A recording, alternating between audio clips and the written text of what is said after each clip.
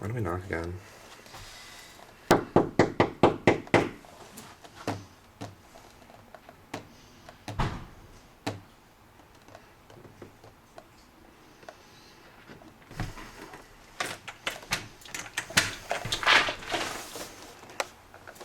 Are you recording? Yeah, it's kind of a long story.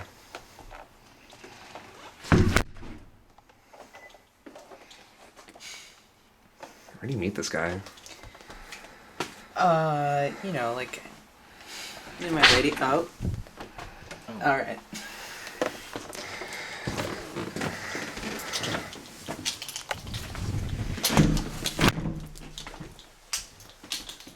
Take off your shoes. You live in a fucking barn? Oh. Sorry.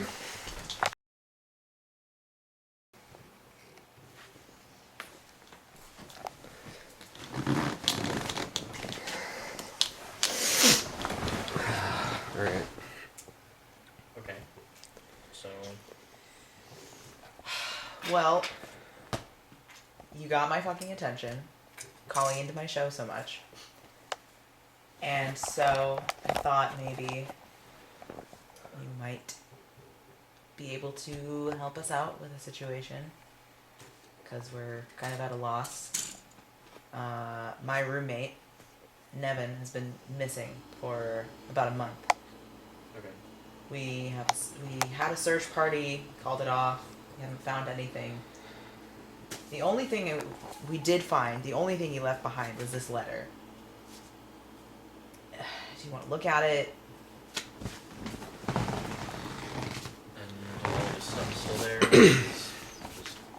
Yeah, all his stuff is still there, untouched, how he left it.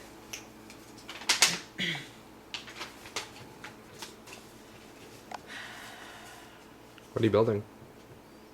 Gundam. Nice. It's a 140, 100 scale. Gotcha.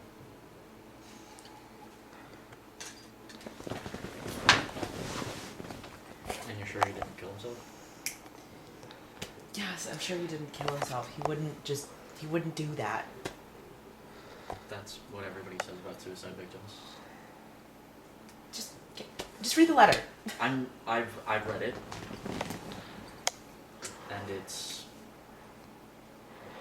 I just don't know. I'm not his family. If he did kill himself, then, like, why give a letter to me? Do you like his family? It was fine. It's just his family. I mean... He talks to his mom.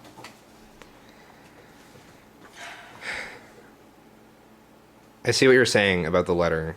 What's your name? Wyatt. I see what you're saying about the letter, Wyatt. I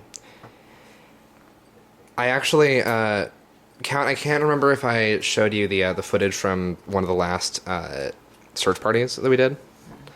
A bit ago, before you came and talked to me about this letter, I was, you remember when Angela and I broke off, like further on into the woods? We were talking about all of this, and Angela said something, because like we were talking about the amount of work that you've been putting in and how long we had been doing the search party up to that point, and you know, she said something like, what she said was, I think if Nevin wanted to be found, then we would have found him already. And like, it makes sense, but like, this is a cry for help, and it's not, it doesn't read like a usual suicide note, you know?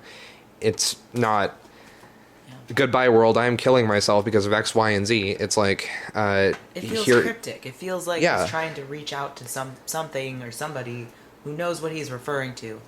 It's like an inconsistent cry for help. It feels like, you know, he's telling us not to come looking for him and is also giving us some very small clue on where to find him. I mean, have you seen something like this before? I've seen cryptic letters, I've seen cries for help, I've seen things that people who have been kidnapped and are trying to communicate the best they can without giving themselves away or putting themselves in more danger. Yeah. That's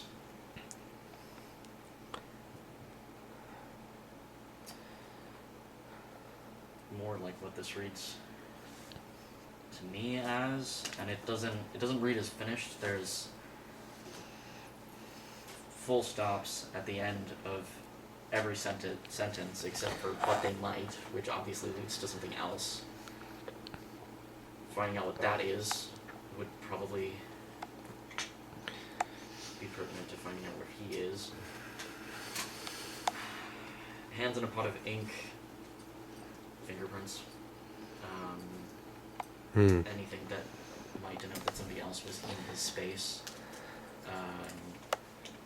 Somebody that you don't know. Somebody that you do know but wouldn't have come around very often or is also missing.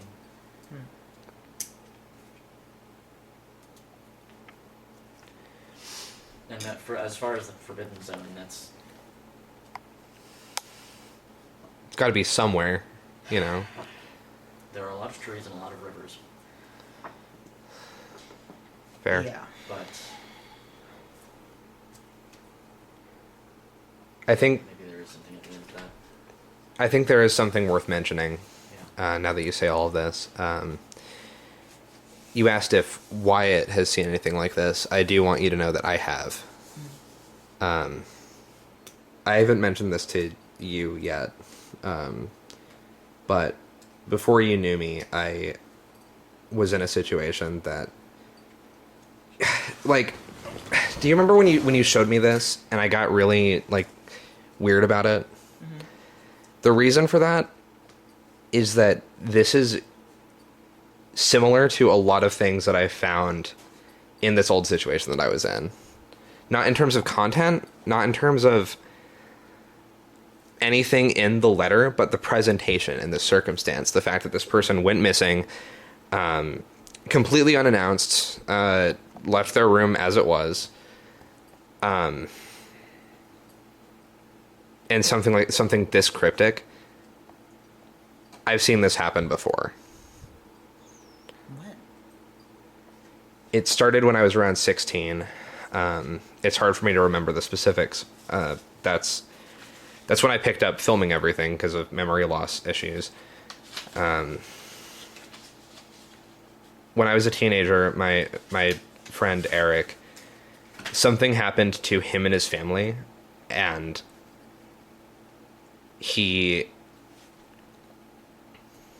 I was looking into it because I was, worried about him, and it led to some really awful things happening. A lot of people went missing. A lot of people got hurt. And this is what Nigel was telling you about. That's what that was. Is that I was looking into this and it led to a lot of just horrible things happening to people. What do But you mean? What? It's hard to describe, and like I said, I can't remember things very well. I would have to look through it all to tell you. Well, if this is the same as what you're talking about, then you're going to have to try to describe it. Like, did you find out what was happening? I did. Great. And you picked up filming from then, so you do have video footage. I do. A lot of it. So, if you think that what happened to them is the same thing that's happening to Nevin, then you need to share that. I can. Okay, and I will. I need to look through it. I need to, I can't talk about it right now because I need to refamiliarize myself with it. But I can. Is there any other record of this happening? No. It's all what I have on tape. So nobody else knows about it, but a lot of people went missing or died? Yes. So what you're saying is that the only common link between all of this is you. I do not like that. I don't like it either. You're in my house. That's what you're making it sound like, you know. You were involved in something and a lot of bad shit happened. It wasn't my fault. Okay, but I'm saying like you gotta get your shit together and get your film, whatever, your videos together, so we can make sense of this. Like my roommate is missing. I know, and I want to help. I can help you, but only if you are honest and you tell me everything that you know. Because if this is the same, then you have the answer. And if it isn't, great. We know to look somewhere else. Do I want to share that level of personal history if it leads to nothing? You're going to have to. If you dealt with it so much, and it looks so similar, and you think that it might be connected, then yes. Like, I'm sorry that we're gonna have to dig up your personal feelings, but someone could be dead. Right. Okay, fine. When I get home, I still have the hard drive. It's sitting around somewhere. But I can look into it. I can send you everything. It's a lot. You know, terabytes of video gathered over 6 years. All right, well, But I'll that's on send you. it to both of you. All right. Totally. I get you. Well, Wyatt, thank you for your time. Yeah. If you want to come by and check out Nevin's room and his stuff or anything like that, if you feel like you can help in that way, let me know. Yeah, I would like to do that. Yeah. All right. Yeah. Okay. All right. Thank you for your time.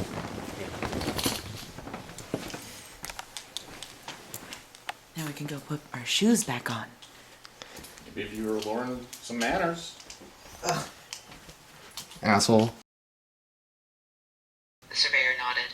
At least she wasn't sentimental. There was nothing left of the anthropologist in that body, and we both knew it.